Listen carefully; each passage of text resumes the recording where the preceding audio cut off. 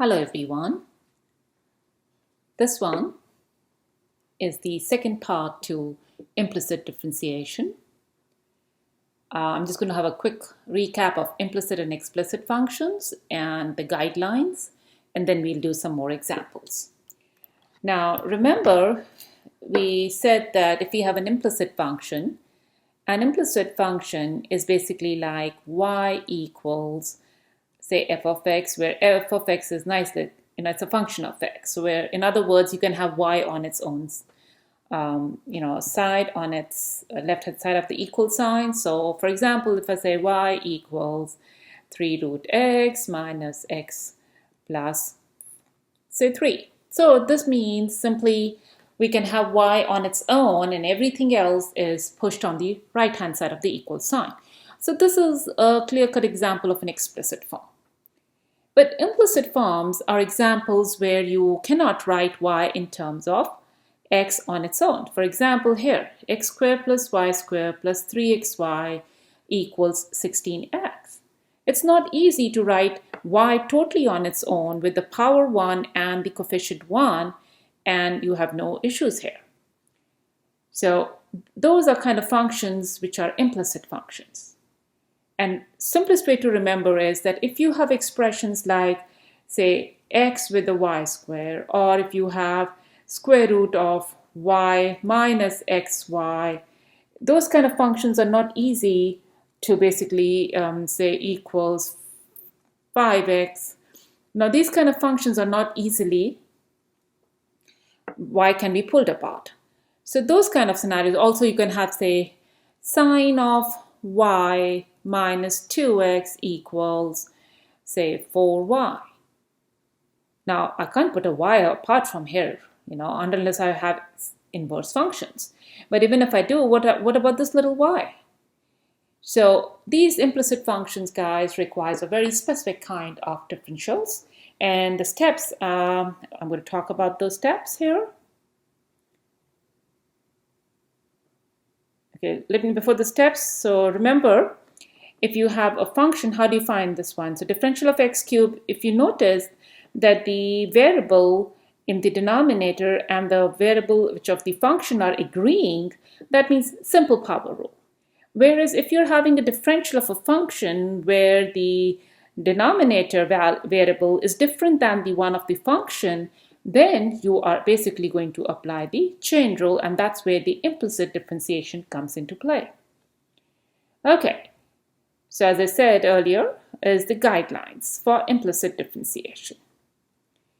Now step 1 is that you have to differentiate both sides of the equation.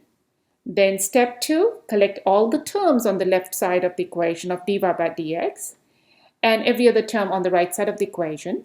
Then factor dy by dx on the left side of the equation, and finally you solve for dy by dx.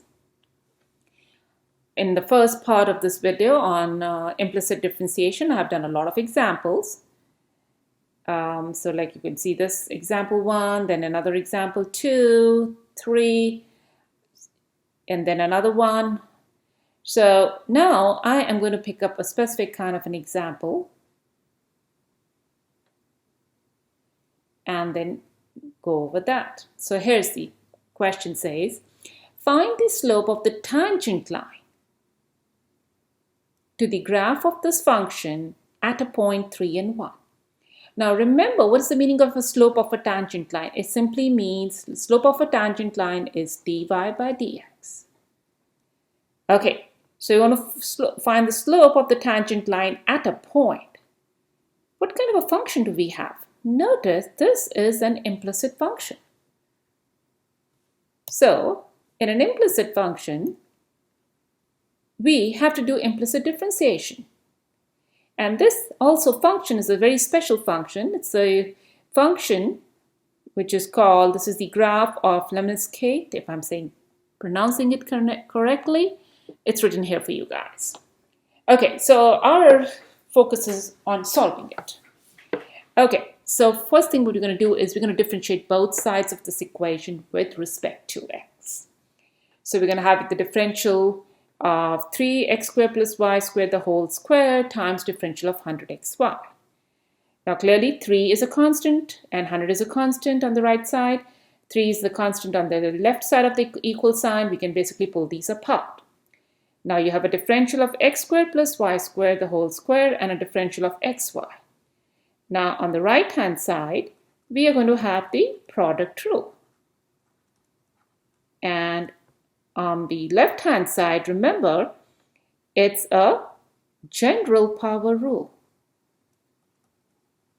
which we learned in the section on chain rules. Okay, let's go ahead and do the differentials. So we're going to take the differential of 3 times x squared plus y squared equals 100 times xy.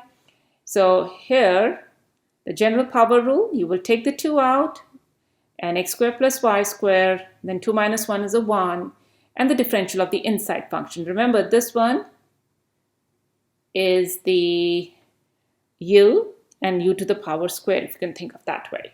Here the power rule, you're going to have the first, so my first function is an x, second function is a 2. So I'm going to take the differential of the first function times the second function plus first function times the differential of the second. And we've done this xy so many times, so you should be guys knowing by now. Okay, so on the right hand side, this differential of x with respect to x is a 1 and the rest remain the same. Let's come over here on the left hand side of this equal sign. Now this expression remains the same, but here's the differential. Now when we're doing this differential, notice this one, if you're going to first apply the sum rule. So differential of x squared plus differential of y squared. And so the differential of x squared is what? 2x. And differential of y squared, now remember this x and this y are two different variables. That means here we will apply the chain rule. Okay. So now just writing down, I just went a little ahead. So let's look at this one. So the differential of x squared is 2x. Differential of y squared is 2y times dy by dx, and the rest follows. And then you just simply do your computation. So 12 times x squared plus y squared, or rather it's 3 times 2, and this 2 is common out, so it becomes a 12 times x squared plus y squared, then in the big brackets x plus y dy by dx, and then you basically distribute 100 to the terms inside the square brackets on the right hand side of the equal sign. You're getting 100 times y plus 100 times x times dy by dx. Now that's only step 1. Now, as we have done all the differentials, now implicit differentiation says collect all the dy by dx's on one side of the equal sign. And that's always on the left hand side. That's a convention, guys, we are following. So we get the value will be 12x squared plus y squared plus times y times dy by dx and minus 100x dy by dx. On the right hand side of the equal sign, we have 100y minus 12x x squared plus y squared. And then what we're going to do is, I forgot to write, here is step 3. In step 3, you're basically going to factor out dy by dx. And then the fourth step is you solve for dy by dx. And when you solve it, you get this nice little equation. Remember, the question is find the differential of this function at a point. So basically, wherever your x's are, you're going to put a 3. And wherever your y is, you put a 1 on this dy by dx. So the final answer is 13/9. Okay, now remember we have learned about higher order differentials. So we're going to do one example on that also.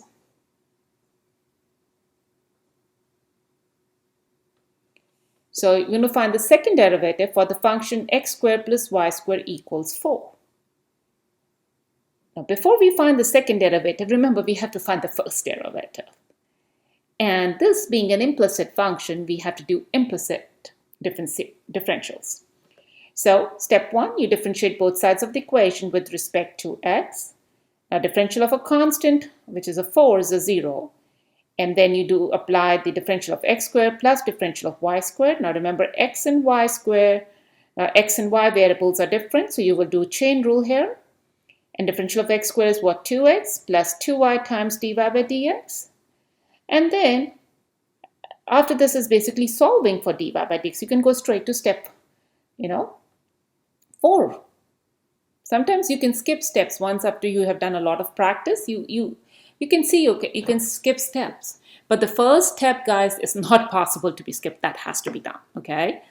So, solving for dy by dx. So, you put dy by dx on its own and take the other value. So, you get dy by dx equals minus x over y. If you notice, I was very particular in writing dy by dx.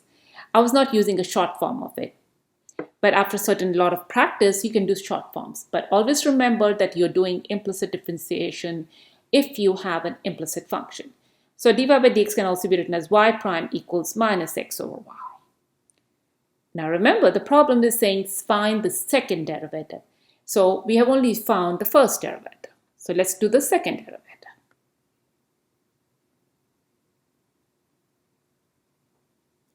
Now, from the previous slide, we got dy by dx is minus x over y.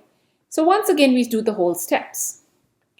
So step 1 would be differentiating both sides of the equation, which is ddx of dy by dx, which is second derivative. Now, if you're taking the differential, oh, there's a little typo, this is ddx of minus x over y. So when you take the differential of this, so I would prefer to apply the, say, quotient rule. Now, if you want to do the chain rule, you can do also that. That means you would be writing this as minus x y to the power minus 1. You can do either way. I just opted to do the differential using quotient rule.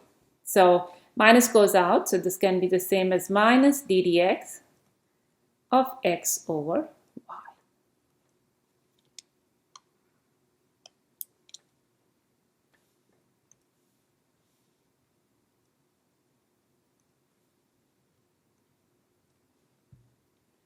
You can write this also as dy by dx equals minus x y to the power negative 1.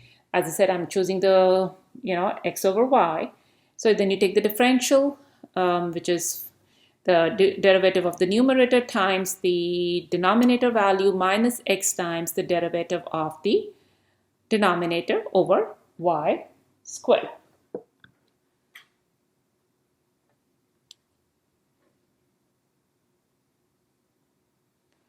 Okay, so you take the derivative of x prime, which is 1 times y plus, negative with a negative makes it x dy by dx over y squared. So you have d squared y is minus y plus xy prime over y squared.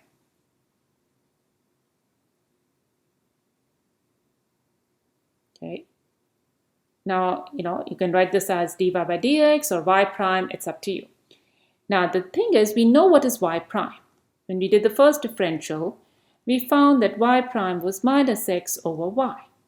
So we can replace this y prime with minus x over y.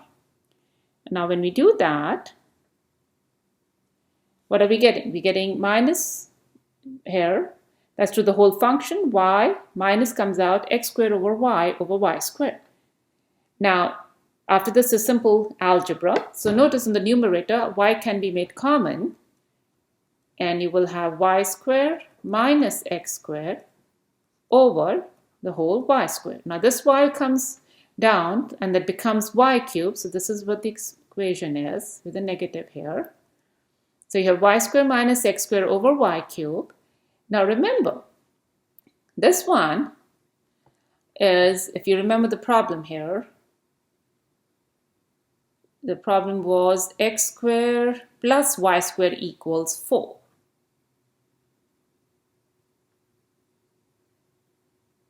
Okay, so yeah, so we were given x squared plus y squared equals 4.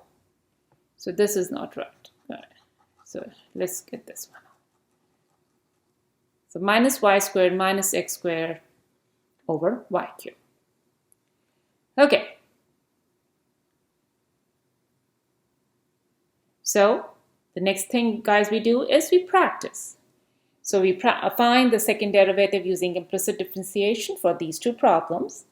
And then finally, find the equation of the tangent line to the graph of this function at the point 1 and 4. Thank you.